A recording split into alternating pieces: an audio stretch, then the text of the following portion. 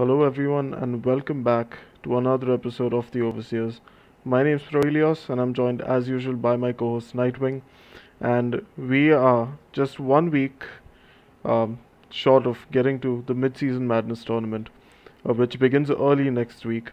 And I'm sure Blizzard is looking to gain a lot of publicity for Overwatch 2 through this tournament because it's going to be like the first out of two global tournaments for the league this season, and naturally it's like a big chance to make a lot of headlines, market a lot of merch, maybe give more beta access through contests and whatnot. So yeah, I think there's going to be a lot of hype about this tournament in general, and very rightfully so, because there are going to be 16 mind-blowing matches for us to watch, uh, a lot of brackets that are going to be ruined, and just a good time in general, I guess. So how excited are you for this tournament, Nightwing? I think as it's been every time the APAC and NA region have met, it's going to be incredibly exciting. So I'm really interested to see how the two regions will match up against each other. What are the stylistic differences? Because obviously Overwatch 2 plays quite differently from Overwatch 1. So even if you're trying to analyze the game, it's a little hard to find those stylistic differences. But once these teams start to clash, in just about a week, really, you can see, some really explosive matches come up. Yeah, for sure. And before we can actually get to analyzing the teams that are going to be part of this tournament, let's just quickly go over some roster moves that happened in the past week. Firstly, the Paris Eternal signed Faustus as an assistant coach, and like I think naturally they wanted to replace Mobugi, who had to leave because of military service, and the team honestly needs to fix a lot of things, especially the positioning and rotations and whatnot, because they're just a mess right now.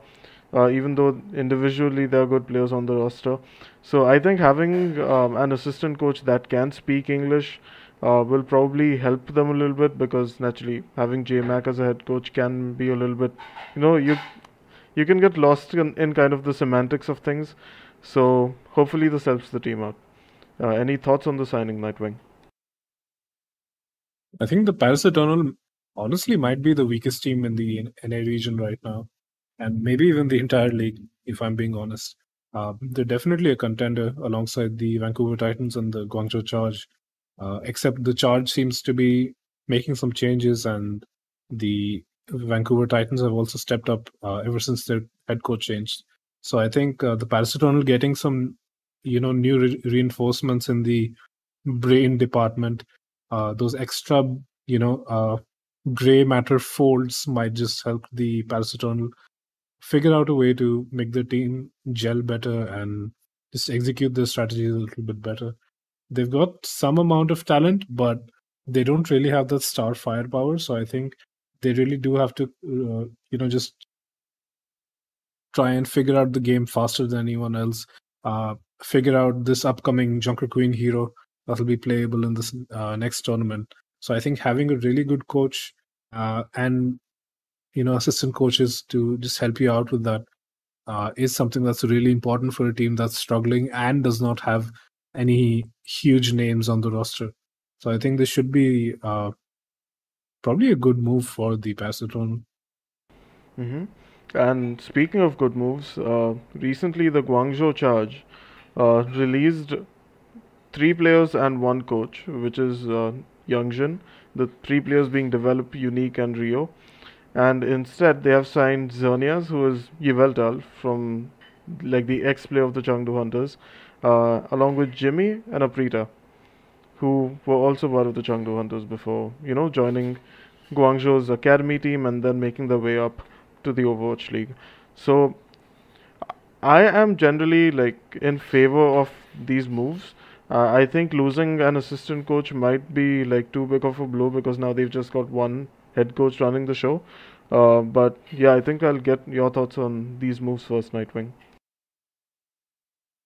I think honestly, the Guangzhou Charge was not doing too great. Uh, I'm honestly kind of happy that they released Rio. I think he's been my least favorite player in the league and he's been in the league for so long. Apart from season 1, he's been in there for every single year, and I have just failed to see the value in him year after year. So I'm almost a little bit happy to see Rio released. Mean as that might sound, since it is a person losing their career and he probably will not get signed again. So a little bit mean spirited there, but yeah, I'm okay with that release. I think Develop and Unique were doing kind of all right, but the replacements they've gotten should probably be an upgrade. So I think in that sense, it's quite good. I'm not really sure, about the Youngjin release. He was a former player and did not have a lot of coaching experience under his belt. So I think it's understandable if he wasn't providing that much value to the team. As far as I can understand, some of these Chinese teams are really struggling with funds right now. You had the whole, PayPal issue with with the LA variant and them trying to sign players, but just not having any budget. The Guangzhou Charge also seem to be kind of struggling, honestly, if they're not able to keep any more than head coach on their roster. But they have, spent some decent amount of money to sign these players who are currently serving a 2-way contract, and then they'll be playing for the team full time for the second half of the season. So I think, Xerneas, Jimmy, and Aprita are good additions. Jimmy, I'd honestly say, is not, super at the top, but Aprita and Xerneas you'd probably see in all of the time, and you'd have to, because the team only has 6 players with these people in. So I think the Guangzhou Chargers is probably making good moves here. Yeah, I mean, in general, you would feel optimistic about these moves. Like Xerneas coming in, even though it might be a downgrade on the Lucio, because I do think Unique was a really good Lucio player. They have upgraded their Brig, they've upgraded their Mercy as well. Jimmy and Aprita bring more hit scan potential to the team. I don't think Developer's doing too badly, but like Aprita is like a whole new level of hit scan. Like I had said this in our pre-season roster reviews that I think Aprita had Rookie of the Year potential coming into the league for the Chengdu Hunters, but I think he unfortunately didn't get a chance to show that, and now he can. So I think he will have that starting at scan spot alongside Choicer One, who will probably be in most of the time, and Jimmy will kind of be their sniper specialist, coming in on like sniper heavy maps like Junkertown and Gibraltar and whatnot. But all in all, I think this team will need a lot of training to be competitive in time for the summer showdown. Because even though yes, these are upgrades, and yes, the bar is quite low for the Charge, because at least in my opinion, they are the worst team in the league at the moment. They like they still need to form some kind of cohesion, because sure, these three have played together before, Xerneas, Jimmy, Aprita, but they haven't played with the rest of the team. So we'll have to see how things go in terms of dynamics, communication, and whatnot. So I guess we still have some time to find that out, but good luck to the Charge and hope things work out for them. And I think on that note, we can move on and get to our mid-season tournament team previews. So let's kick things off with the APAC region, and we are going to go in reverse order of seeding. So we are going to begin at the bottom of the APAC teams, starting off with the Philadelphia Fusion, who are at the 4th seed. And all in all, the Philly Fusion, like they just kind of, I don't know, like these days the Fusion are very erratic in terms of their level of play, because they do have a lot of like pop-off potential, especially on the DPS role with MN3 and Zest, but the team seems to have very conflicting playstyles within their lineup. Like for example, you see Bellostria kind of likes to go in hyper aggro, kind of like a bumper-esque playstyle, whereas someone like Zest and even Fixer prefer to play it slower and smarter, wait for openings. So I think they need to get the communication sorted a lot, because they do have talent, they do have potential, they need to invest their resources in the right players. But like all in all, I don't think that the Fusion are like placed very well to go deep into this championship. I think they'll be heading to the losers bracket and being removed from the bracket in general very quickly. Yeah, I mean, I think honestly, the Philly Fusion have a good amount of potential, like you said. It's just that they're not very consistent, and some teams are, or at least have been in the past. And I think that's really the difference maker, and that's why it's unlikely that the Philly Fusion, unless they have just a golden run in this tournament, I think it's going to be hard for them and a real uphill climb to actually get to something like a semi-final or a final. I think this team sort of lucked out with the poor performance coming out of the Seoul Dynasty, where they got beat 1-3, with the Philly Fusion coming out on top, because you didn't really see that much of a good performance from Seoul there. But in general, I think the Philly Fusion has a lot of kinks to work out that I think are just glaring weaknesses at the moment. They have still got some great individual talent on some of their roles, but I think that I'm still not in love with the backline, and Belostria can also be fairly questionable at times. I think Fury is very serviceable, but he's not really someone you can use in every situation. I think on the Sigma specific maps, though, I think he should still be quite a strong player, and that's why they're in the actual playoffs for this tournament. It's just that I don't see them going extremely far. Yeah, and like right above them in the third seed are the Shanghai Dragons. And how far above the Philadelphia Fusion, if at all, do you think the Shanghai Dragons are at this point, Nightwing? I think the Shanghai Dragons are leaps and bounds above the Philly Fusion, honestly. I think they're a lot more consistent despite having a few failings earlier in the season. I think they're really beginning to find that championship stride again, while other teams are sort of beginning to wane off a little bit. Looking at the Hangzhou Spark and the Seoul Dynasty, who've had a pretty good early season, but you can see signs of them wavering. Compared to that, I think the Shanghai Dragons are sort of improving as time is going on, and they're figuring out what issues they have.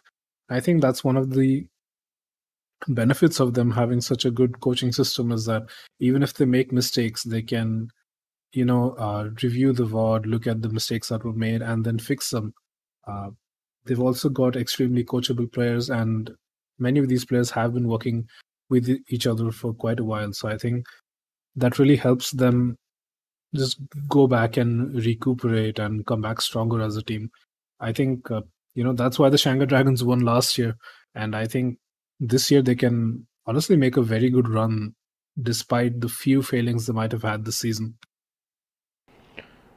Yeah, I agree with everything you just said. And I think at this point, especially in this meta, and naturally based on recency bias, I feel like the Dragons can defeat most of the teams, even in the Western region, in my mind. They have already proven to be like probably a top three team in APAC, and I'm being like a little hard on them even here, but I think they can definitely beat probably everyone except for, let's say, the San Francisco Shock or the LA Gladiators fairly decisively. I think when it comes to those two teams, they're going to have some challenges. So I think as long as they kind of avoid both of these teams, they're going to have a smooth run through the playoffs. They might run into some trouble if they go up against the Seoul Dynasty, who is probably like the favorite team from the APAC region in this meta as well. But as long as they avoid these three teams, I think they have like a pretty good chance at advancing deep into the playoffs. And actually, I think a lot of this is can be attributed to Fate returning to the lineup, getting more playtime in general. The meta kind of being more like Winston dive friendly, with Ana's Zen being incorporated into that kind of dive comp, and naturally Fleta being able to play alongside Litmo, which like the synergy definitely is starting to stand out once again. So yeah, I think with that said, we can move on and talk about the Hangzhou Spark, who have claimed the second seed for this tournament. And even though the Spark have had a bit of a shaky set of qualifiers, even on their bad days, the bare bones minimum level of play they bring to the table is still quite good. Like they never just like roll over and die.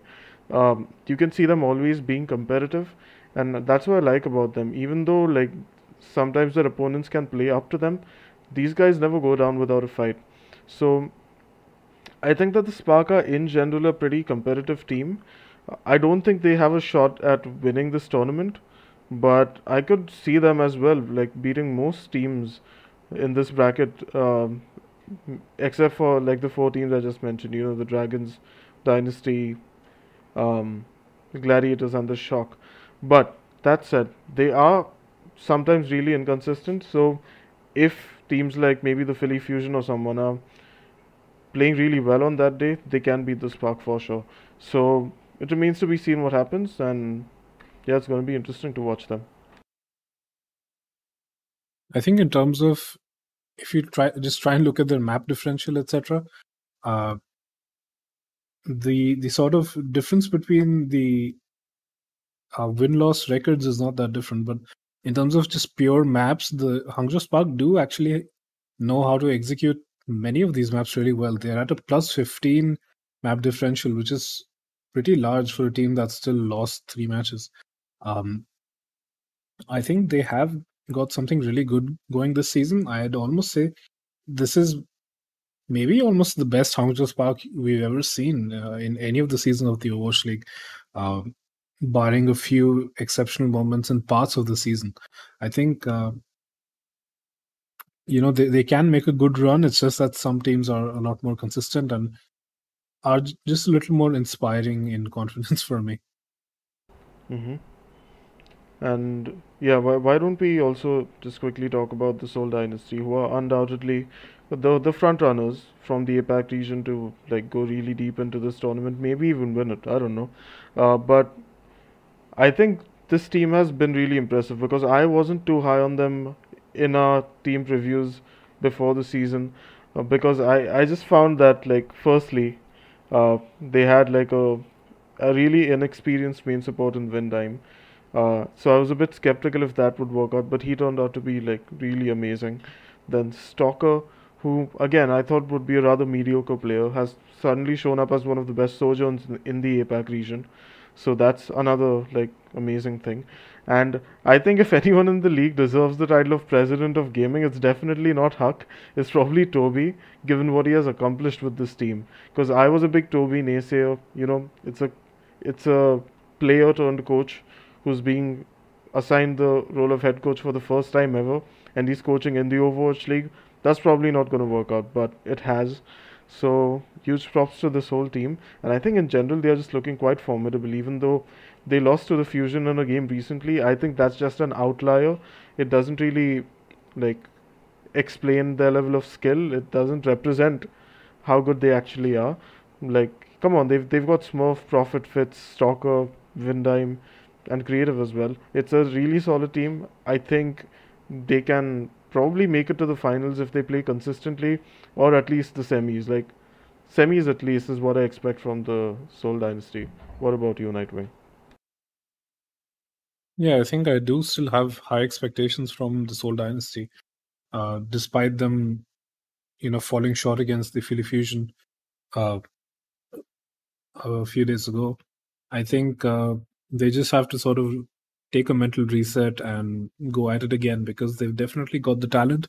They know how to execute their strategies properly.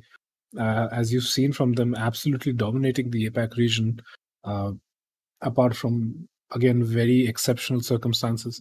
So I think this team's very much got it in them to go extremely deep into the tournament. And honestly, it's fairly likely that they actually come out on top.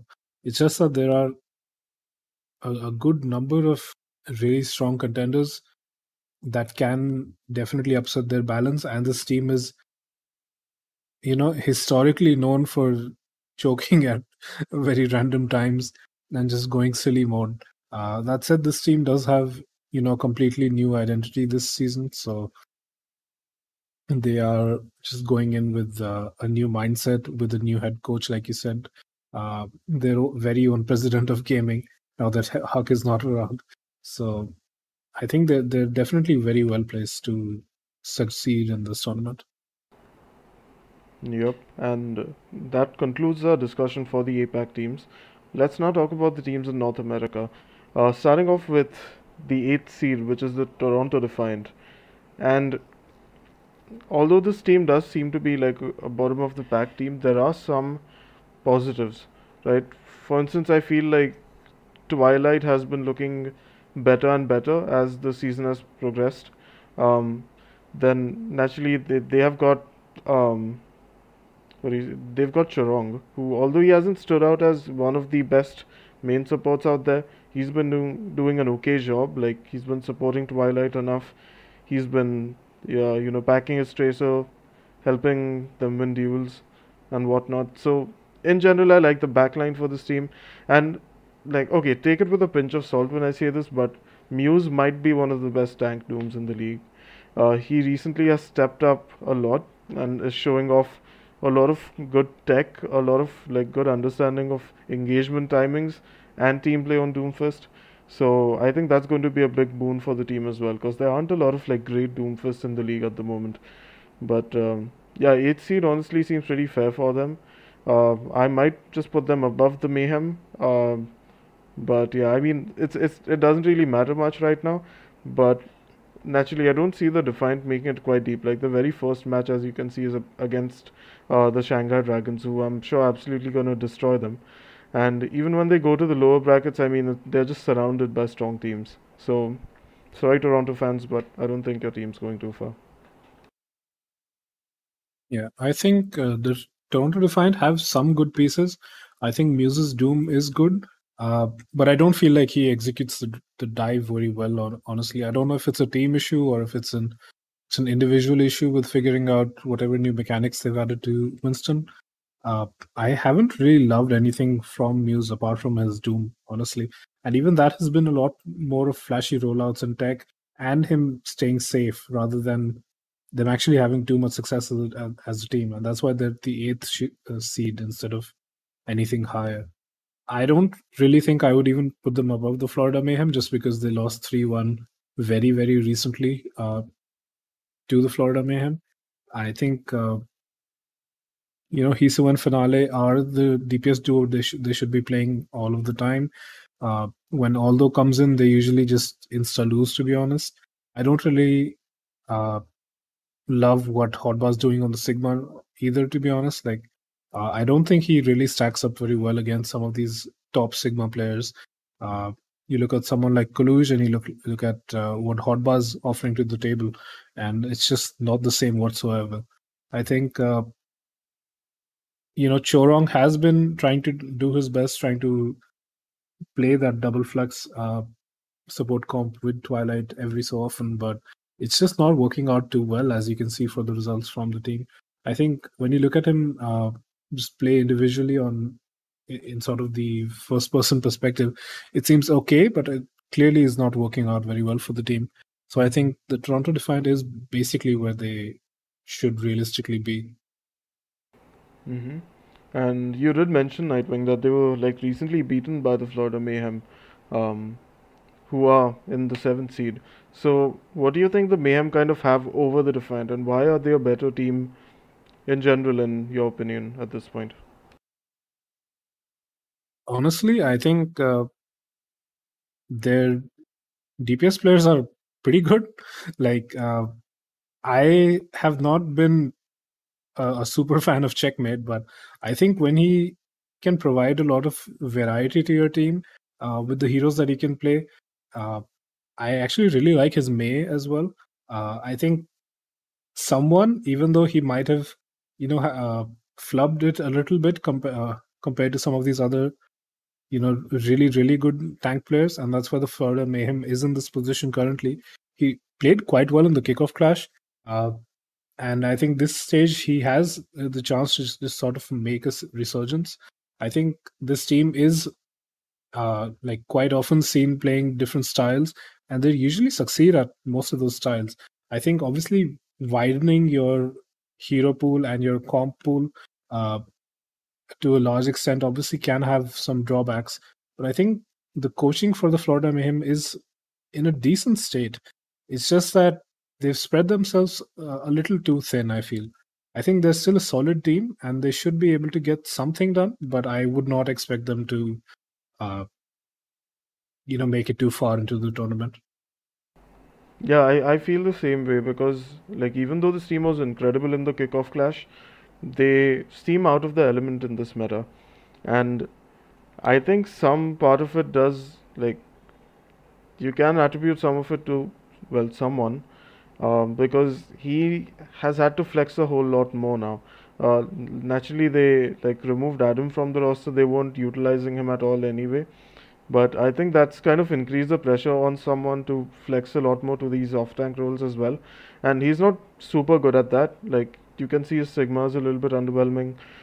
He is not a great Doomfist. Honestly, he just like I feel like he feeds half the time unless his team bails him out.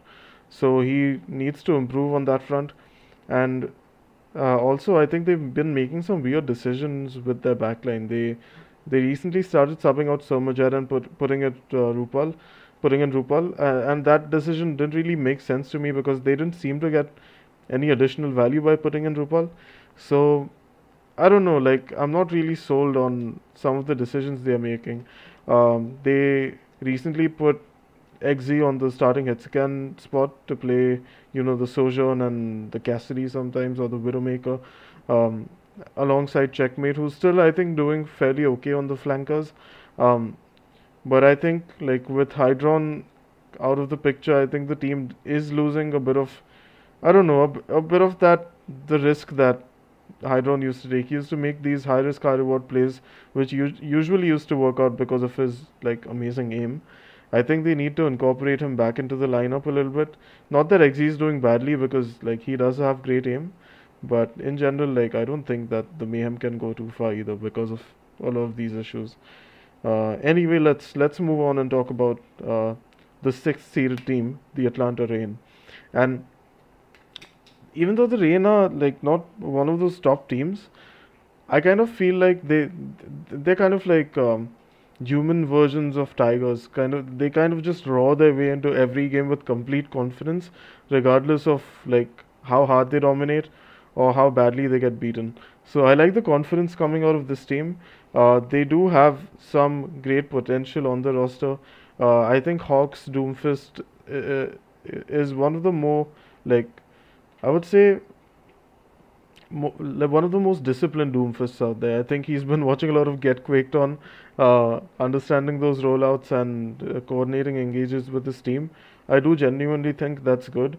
And naturally, he can flex onto the Sigma, which is another key tank in this meta, to play those, poke or pick comps. And he has been also playing main tanks like Winston as of late, which he's not looked too bad on. But I think the main attraction for this team is Kai on the Sojourn. I feel like he's probably the best Sojourn in the league right now. So I think all in all, the Rain are an okay team, but I don't think they have uh, what is needed to win this championship. I think they can probably go like halfway through the tournament, but once they start coming up against some of these top teams, even maybe someone like the Dallas Fuel, they're probably gonna have problems. So yeah, maybe in the next tournament they can do better. I think for the Rain, some of their best moments in the first stage of this season were with Ultraviolet making some really risky, high risk, high reward plays, which I think this season is, this stage is a little bit harder to do with the relatively higher prevalence of rush comps, and he's swapping to the BAP more often. I also think, OG is still a really good Lucio player, but when he's forced to swap off, he's not really doing that well. I'm not really loving OG's Zenyatta play, for example, which I think he shouldn't really be made to play either. But that's just the state the game is in. So as a professional, you have to sort of adapt to that, or sign another flex support to kind of take over. So I think the Atlanta Rain is making small mistakes like that, and I think the other issue is that I just don't see anyone apart from Kai actually doing anything too great on the DPS role at the moment. I feel like it's Kai, and then there's just the other guy who's not really doing anything, uh, be it Nero or Venom. I think they definitely have potential, and they can shut out many of these other teams and play their age-old, gatekeeper role. Uh, but to really get to those top echelons, I think they just have to find comps that work to the best strength of their players, or sign new players that can actually play those roles and make those particular comps work. I think currently the Atlanta Rain is maybe a little short-staffed in that sense, and so I think they'll have sort of an average performance, but I do expect some of these other teams to have a easier time reaching some of these final playoff matches, like the semifinals or the finals. But they could always have a Cinderella run, honestly, because the Atlanta Rain historically has been quite good with doing that here and there. Mm-hmm. And all right, let's move on and talk about the London Spitfire. I don't want to like ramble on about the rain too much. So at the fifth seed, the the London Spitfire have been one of the like highest kind of win rate teams in the mid-season madness meta. Um, I think regardless of their performance in this tournament, they should probably receive like a raise in their remuneration. That's a spontaneous alliteration right there. But I think honestly, the Spitfire have like done themselves proud in these qualifiers. They really kind of started pioneering rush comps with the Chadi Reinhardt, and they gave a lot of teams a run for their money. And although like that makes it seem like they are one of the like top contenders in this meta, I honestly don't think they're going to make it far because like their playstyle is well known to the NA region already. I think a lot of teams now know how to counter rush compositions. I don't think it's really going to work in the tournament. And in APAC, like rush comps just get absolutely destroyed because APAC is so good at playing those hyper dive compositions. So I don't think the Spitfire are going to make it too far.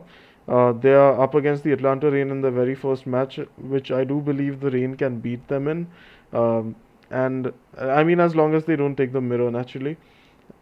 And after that, it's just even in the elimination rounds, like they're going to be up against some tough competition. So, yeah, unfortunate, but it's not coming home.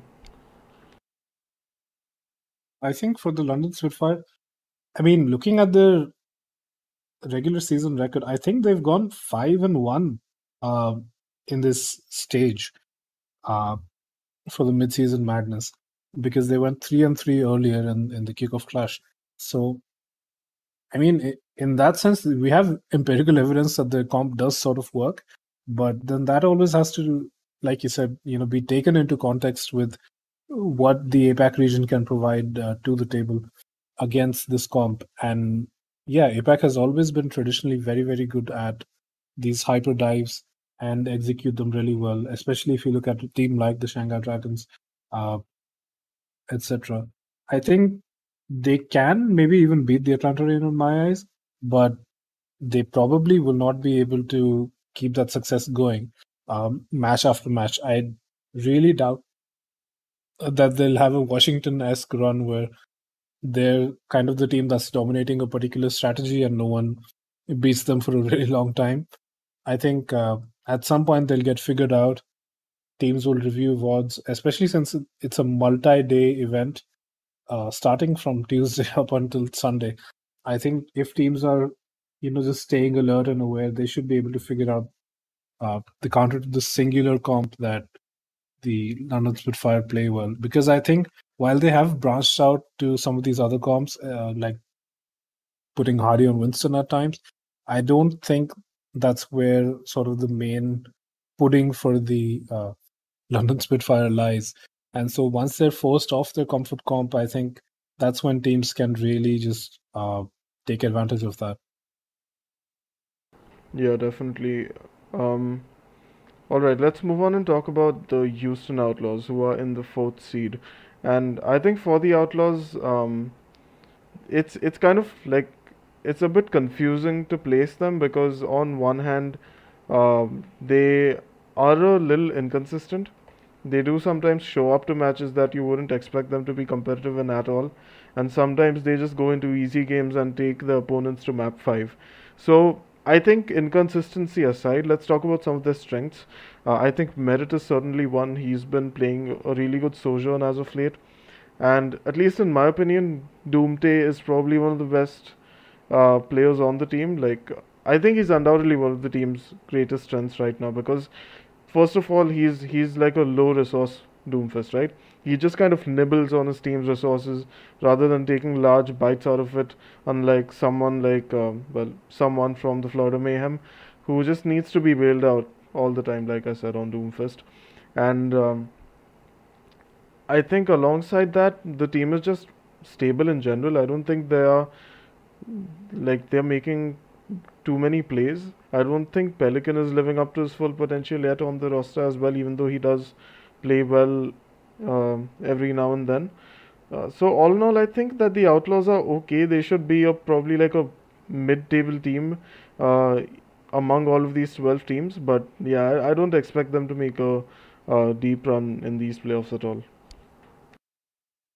I don't think the Houston Outlaws have had a extremely tough strength of schedule, and that's why they've only lost one match in this particular stage. Um, the one match that they lost was to the Gladiators, and they got 3-0 early in the mid-season madness stage. And apart from that, they've just played kind of weaker teams, honestly. Apart from beating out the Atlanta Reign, but then that was mostly the Atlanta Reign sort of just not playing well, honestly. I think they're all right. I don't think Pelican is showing that same start potential as earlier. Merit is definitely doing that. I think Dante's Doomfist is good, but that's also sort of the only thing I can see them playing. I don't really love anything that Piggy is bringing to the table right now. I think his Sigma's okay. Even if individually he might be very good, but the strat as a whole for the team is just not working out too well in my eyes. Like, they're playing the comp fine, but it's not like superstar like. I think I mean, the standings clearly show that this team is relatively capable. It's just that I don't know if they have it in them to not choke, because it feels like that's what Houston has been doing. Most matches that they've won have been extremely close for no good reason, honestly. Some of these teams have been playing extremely poorly, and Houston just does not have it in them to finish the series out quickly. So I think at some point, the coin is just going to flip on the other side, and the Houston Outlaws are going to get knocked out, uh, personally. But I think there is definitely potential for them to show some really good stuff in this particular tournament. And let's talk about their rivals from Texas, which is the Dallas Fuel. The Dallas Fuel are at the third seed in NA, and I mean, in general, what do you think of how the Dallas Fuel compare to the Houston Outlaws right now? Like, if there were a battle for Texas tomorrow, which team do you think would win, and what kind of advantages would they have? I think the Dallas Fuel honestly has a better tank line. I think Hanbin is still exceptional. Uh, Fearless is also pretty good. Uh, I think the Dallas Fuel have one good DPS, just like the Houston Outlaws in Sparkle, whereas the Houston Outlaws have Merit. I think probably the other Dallas Fuel DPS are kind of wasted on them, to be honest. They've just kept Doha in sort of jail, and I don't really believe too much in Edison or Gurio. I think Edison at least has been playing to the basic strategy of the team really well when he did play.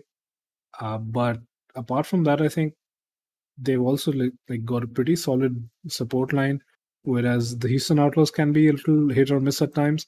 I think Iris has shown more flexibility for the Houston Outlaws, but I would still trust Fielder over Iris any day, just because of the exceptional performances Fielder has been putting in since day one, and really consistent performances and really safe performances where it's not just feast or famine. It's consistent winnable strategies. So I think in that sense, I think the Dallas Fuel is probably like the winner of the Battle for Texas at the moment. But there's also the very good potential that they can choke, because the Dallas Fuel, and this is something that you see in Rush's coaching specifically fairly often, is when they get backed into the corner and when they're not able to dictate the tempo of the game, that's when they just find themselves completely lost. So if the Houston Outlaws actually took them to map 5, then the Dallas Fuel might lose. But otherwise, I think the Dallas Fuel is just overall stronger. And honestly, the Dallas Fuel have like a good or decent chance of winning the tournament. It's just that there are so many really good contenders at the moment, since both regions are being brought together, that I think the Dallas Fuel will just find themselves to have very slim pickings, because other teams are marginally better than them. But I think they have some really solid fundamentals that they can really expand upon. Yeah, I do think they are a pretty talented team as well, but I don't think that they can win this particular tournament. And the reason behind that is, honestly, this might be a shot in the dark, but Fearless mentioned in a recent interview with Danny Lim that we'll be seeing a different side of the Dallas Fuel in this double elimination bracket. And to my understanding, that means that the team will probably play the meta a little bit more than their comfort picks, which is what they normally go for. And the last time we saw the Dallas Fuel taking such an approach last year, yes, they were competitive. Like the time we saw them taking this approach, right, was when Neo Goats was the meta, and suddenly it shifted from Neo Goats to a Ball Sigma poke or a Ball Diva poke. And at that time, the Dallas Fuel were one of the only teams that was still trying to force Neo Goats, and they were decently successful. But then they just kind of realized that, oh wait, ball comps are overpowered, so why not play those? Then they completely switched strategies. They did still like give a lot of teams a run for their money, but ultimately they just didn't have that polish, because the ball comp wasn't their comfort composition. Not all of them were on their comfort picks. That's why they weren't like a championship caliber team in the ball meta. And I think that's a similar position to what it is now for the team. Like where Fearless probably just wants to play a lot more Winston. They probably want to put Hanbin on Zarya a lot more. But they can't do that because the meta is leaning towards heroes like Doomfist and Sigma. Like sure, Sigma can, Hanbin is a great Sigma, but who plays the Doomfist? Because neither of these players have really played a good Doom. So for that reason, I think the team will be competitive, but naturally, because not all of their teammates are making a lot of plays or are comfortable on the heroes that they're playing, they will probably not make it towards like the final 4 or 5 games. I think they can make it to um, probably the quarterfinals, but that's all I can give them, honestly. Um, all right, should we move on and talk about the second seed team, the Gladiators, Nightwing? Yeah. Do you want me to start? Yep, go ahead. Okay, so the Gladiators, I think, like fundamentally, they're really, really strong, and they've mostly been dominating the league, to be honest. I think there's been very few signs of weakness from them throughout this season, and I honestly think that will continue. I think all I have to say is that they've just got incredible talent on basically every role, and that's due to some great scouting by the team. I think Patifan still has some ways to go as an Overwatch League player. I'm not super I'm not believing in him completely yet. I think his sojourn is good, but I think sometimes he might just get a little bit diffed.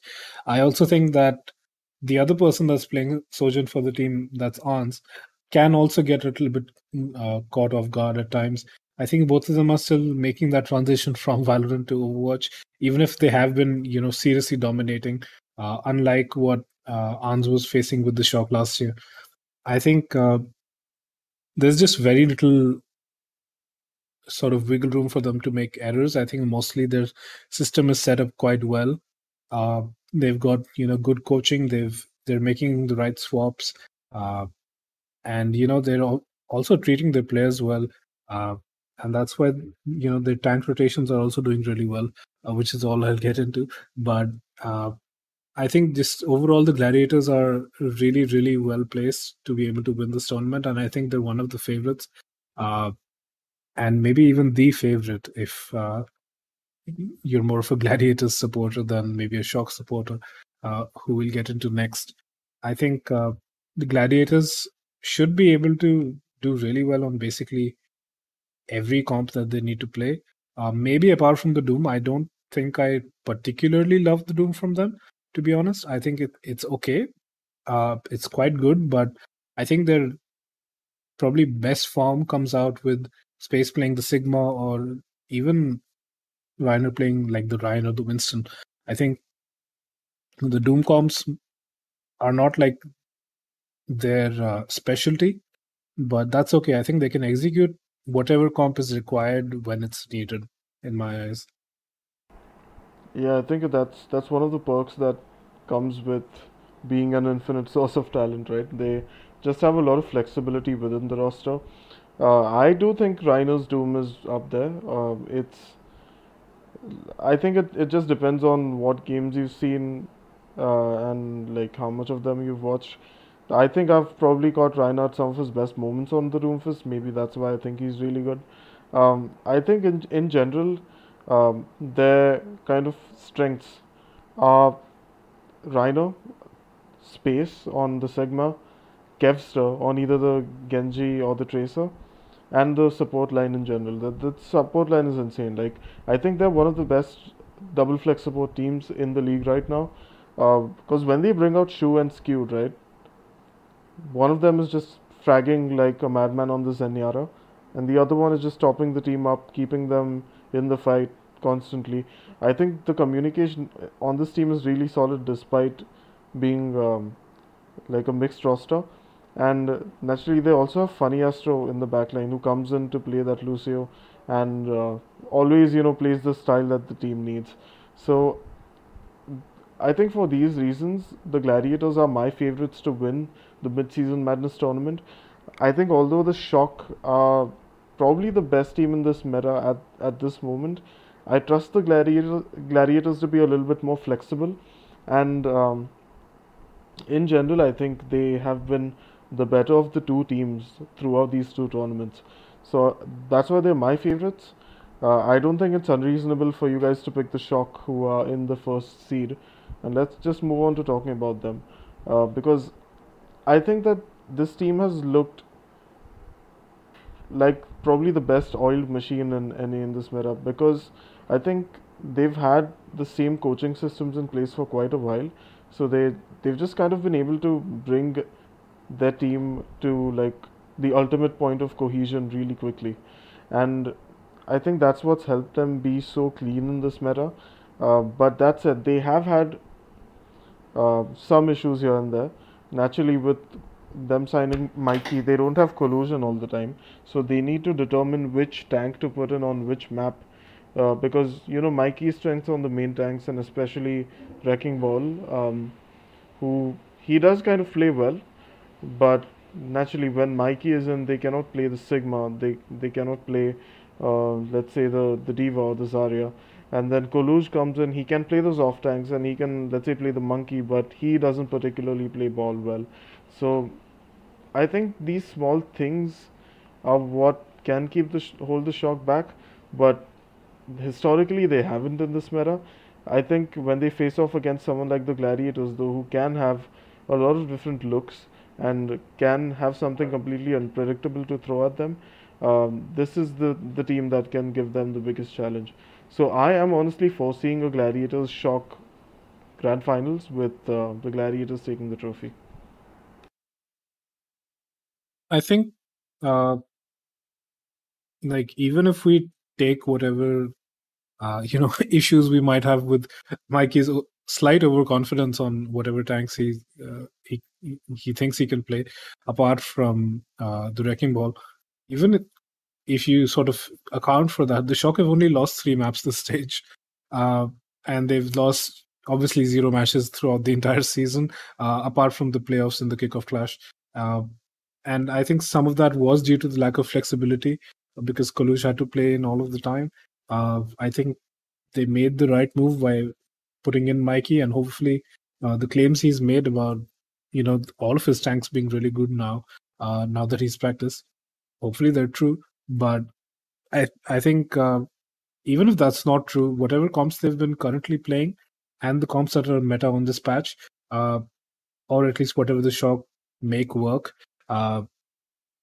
is like really, really good. And that's why they're dominating teams left and right. So yeah, I think you're pretty right that we'll probably see a Shock Gladiators match. I think, Proper obviously is probably going to be the Rookie of the Year. I think there's like very few players that can really compete with him at this point. There are still 2 or 3, but I think Proper is still taking the cake at the end of the day. Kilo has been doing well. Even Sam comes in when the time is right. The entire team is just working really, really well together and has these insane individual pop-off moments, especially Proper time and time again. So I think, yeah, you'll just have to see which one of the Shock and Gladiators comes out on top. I think it's going to be a really closely contested battle. And honestly, I think both of these teams also have that sort of potential to, have that the bigger they are, the harder they fall kind of situation where the Shock is completely lossless in the regular season, and the Gladiators are also pretty darn close. So in that sense, you may just see these teams get sort of swept off their feet by some of these other teams because there are like a bunch of teams playing. So even if you consider basic statistics and just allow each of the 16 teams playing, or wait, how many teams is it? 12 teams playing, a small chance you'll still have like a good chance that you don't see one of these teams in the finals. That said, based off the skill level, you'll probably see both of these teams play extremely well. So as a Shock fan myself, I'll be rooting for the Shock to go as far as they can because they've really impressed me this season. Yeah, it looks to be like a grand kind of tournament with a lot of competitive matches coming up. Honestly, I'm really excited, and I'm happy that they are taking the time with this tournament and not just rushing it with 4 matches a day, which would be really disappointing. But I think in retrospect, I think I would have loved to see this just being a completely all-in tournament with all 20 teams. Yeah, naturally, logistically that isn't possible, but in general, just super excited to watch all of these teams compete with each other. And yeah, so just an FYI, once again, we will be uh, like going on just a 1 week break because the tournament will be uh, like on at this time next week. So we will just see you guys on the other end of the tournament. But yeah, any final thoughts to share, Nightwing, before we close things? Yeah, I mean, keep some eye drops on hand because you'll probably have to watch a lot of matches to catch all of the action. It's just a very, very long week for the Overwatch League, uh, for the casters, for the broadcast talent, as well as the audience.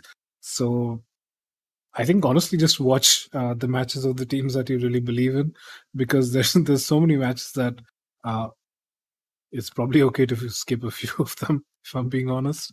Uh, but yeah, I think as the tournament heats up from maybe Thursday, Friday onwards, you'll have to basically just get stuck to your screen and watch every match because I guarantee you all of them are going to be bangers. They're all going to be extremely competitive, and some of these really top teams, I'm guessing that some teams that you expect to make the quarterfinals, semifinals, or even the grand finals, they're going to get knocked down to those lower brackets. And that's going to be a really fun run to see where uh, just so many of these underdog stories will sort of come up from there. And who knows, we might even see Philly actually make second place, as is the ritual, uh, if some of these other, better teams get knocked down. So I think that this tournament is going to be really, really entertaining. And it's going to be reminiscent of what the Overwatch League's original plan was when they started doing these homestand things in season 3 before the pandemic hit, obviously. So I think it's a return to sort of the old style of the Overwatch League with all these giant players coming in. So I think it's going to be really, really exciting to watch. Yep, and I think that brings us to the end of this episode. Thanks a lot to everyone for listening. If you liked our content, please share it around. We are a pretty small podcast, but we would love to interact with more of you guys. I think it's super fun to just talk about the league in general with passionate fans. So, yeah, if you know anyone who likes analysis or just the Overwatch League, do send them our way. And yeah, I think it's going to be a fun tournament in general, and we'll see you on the other end of it. Bye bye.